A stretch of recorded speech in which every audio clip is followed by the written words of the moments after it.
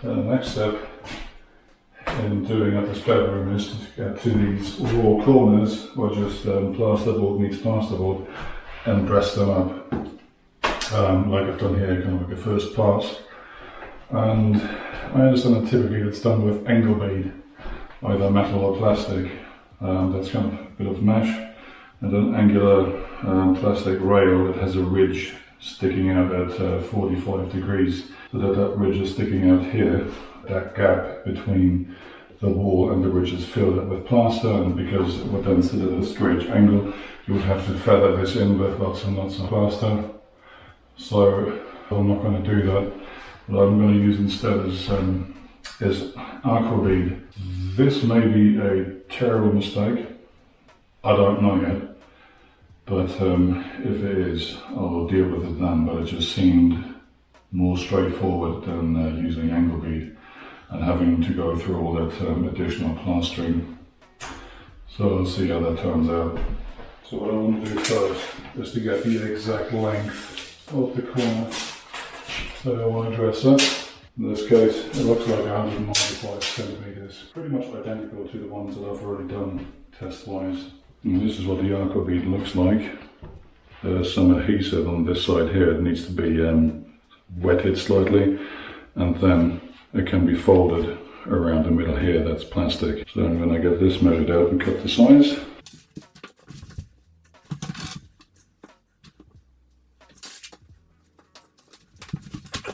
Big kitchen scissors will do the trick of cutting these.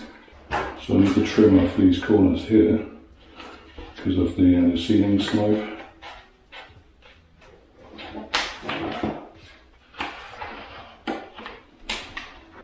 And next, I'm already going to fold these now so I can test the fit, and so that I don't have to do this when the glue is already activated. So using a good amount of force here, because again, that core is made of plastic. I don't want there to be any springiness, to kind of pushing the sides away from the wall.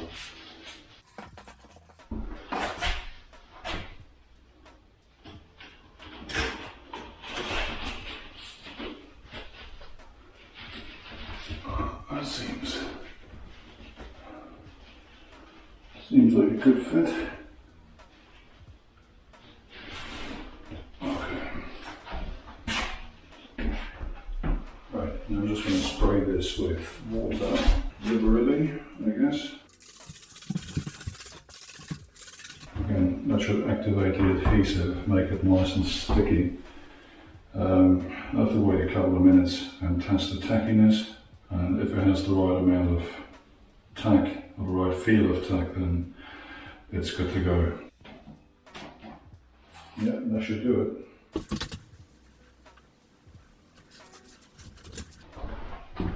Right.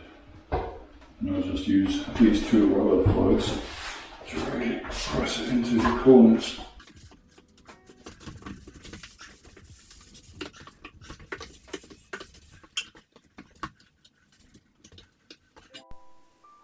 Somewhat unrelated to what I'm doing in this exact clip, Aquabead can not only be used to finish external corners, but also internal ones, like at the top and bottom of the slopes and around the ceiling corners.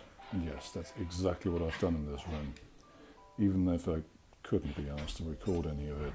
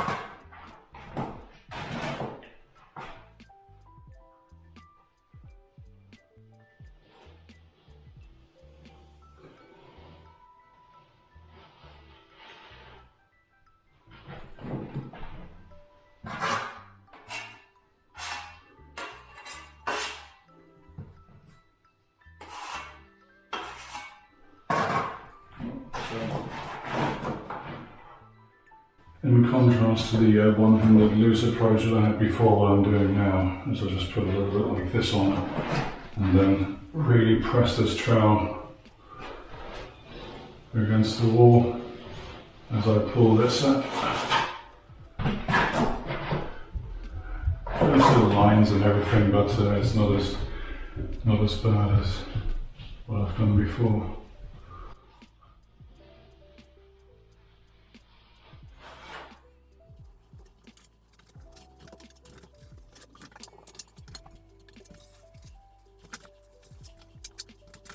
Oh, a word on the filler I'm using.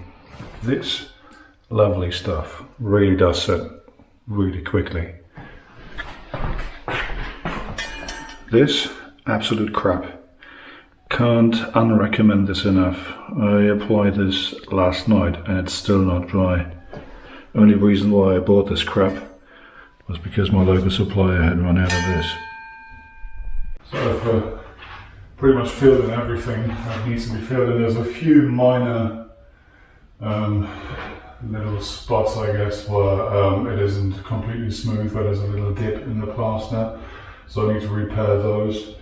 But I only really started seeing those imperfections after sanding everything down, and what I'm sanding it with is this, I think, is it 125mm diameter orbital sander. I've hooked up the dust extraction right away, and it actually really does help in reducing the amount of dust that goes in the air. I'm not wearing a mask right now. I should be, and I usually am. I have a really fine grit, I think 120 grit disc on here, and I'm using this on the lowest level just to be able to control that friction and not having it aggressively grind into the wall.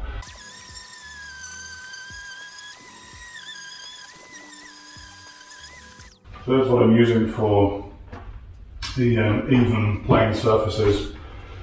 Then of course there's the corners, like these, I don't know, 30 degree, is it? 30 degree internal corners there and up there. What I'm using for that is a multi-tool. We're kind of like this triangular adapter, but I then just use a normal Velcro pad on, and this really works quite a treat. Because of course, say these bits here can go nicely into those corners, and of course this doesn't have any way to get the dust extracted at the tool, so this makes a hell of a mess. But given how, I guess, successful the sanding is, it's worth it. Again, this is on the lowest setting.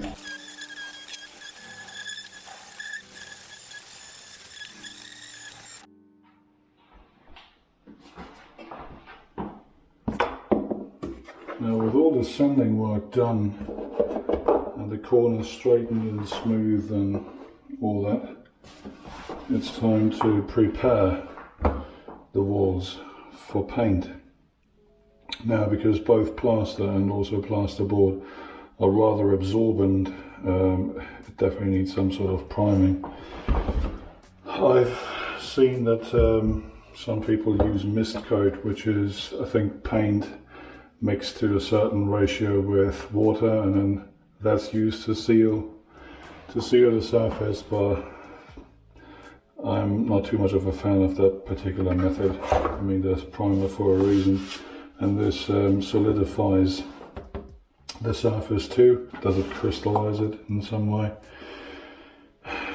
If I remember correctly, that's part of the reaction that's going on there. In any case, I still have this primer. I think I got this from Amazon Germany, like most of the other stuff that I get as well. I'm just going to give us a bit of a shake. And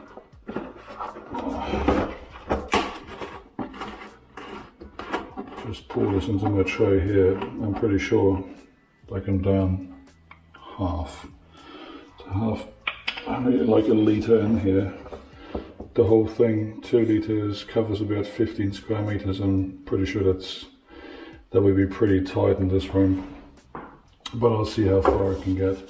Also, I think this is a clear liquid, so it's not doesn't have coloration. That will make it easier to see where you've already applied the primer. That's a bit of a bonus, so I'll have to keep track of what I've already done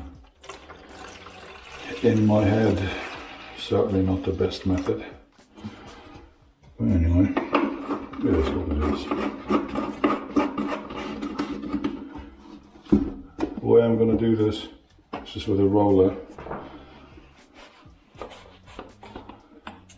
and then onto the wall it goes.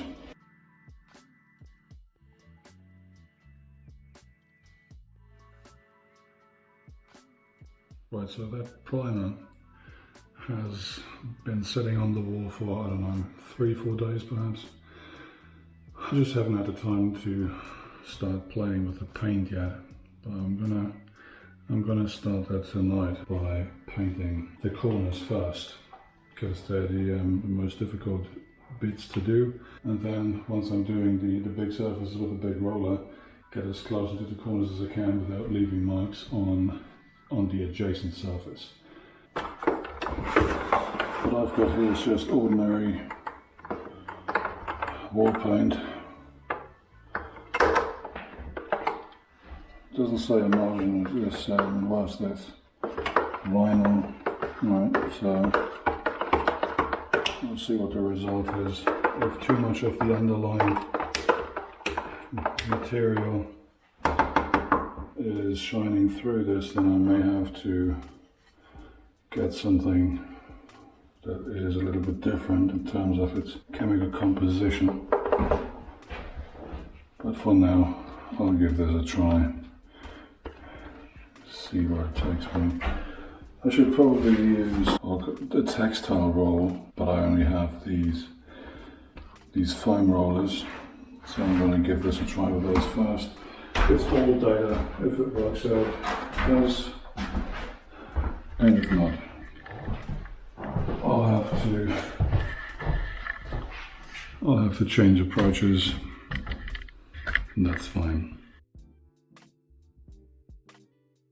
I really should be painting this room by now, but instead I'm now catching up on something I should have sorted out before, and that's fitting these window boards back in. Because I pulled this wall out a little bit more, I now had to notch my plasterboard back in again just to accommodate this kind of like this front piece of my window board. And the way I'm going to fix this, because of course the walls here are wildly not level, and so I put those shims everywhere, leveled them out, and then I'm going to put an expanding foam, kind of like a few splotches here and there, and press it flat with, I don't know, maybe a dumbbell or something, and let that harden, and hopefully that'll give it a nice even bed.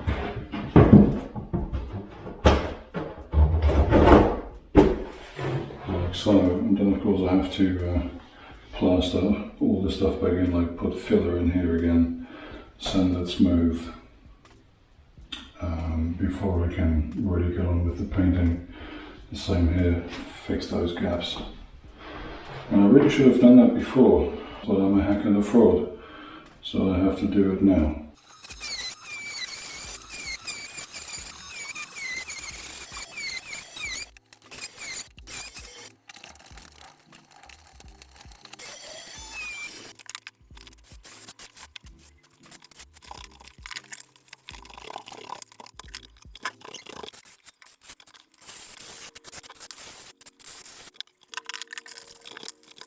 Now, I think I said before that I'm not a fan of painting, but if there's one thing I loathe even more than painting itself, is the prep work for painting, like wrapping up light switches and power sockets. And in this case, that radiator, it takes hours, it's fiddly work, and it's just overall not a particularly pleasant experience. But anyway, it's done now, so time to move on to the painting proper. The patchiness of this first coat showing more on the camera than it does to the naked eye. So yeah, this is what blank plasterboard looks like after one coat of paint. Actually 2 coats, there's always one across and one up and down. So I'll let that dry for a few hours and then see where the second coat leads me. For now I'm just going to go around with the paint, get the rest of the plasterboard covered up under a first layer, and then we'll take it from there over time. Now one weekend and several days later, the window alcoves and all the walls in here are painted. I think the one thing I still need to do is give the slopes another do-over, as well as the ceiling, just for consistency. The ceiling doesn't have any patches that really need painting, but the difference in, I guess, shades of white is now noticeable in daylight, and there are a few minor scuffs, etc. So I guess I'll just do the thing, paint it, and then I can finally move on to getting the laminate in here.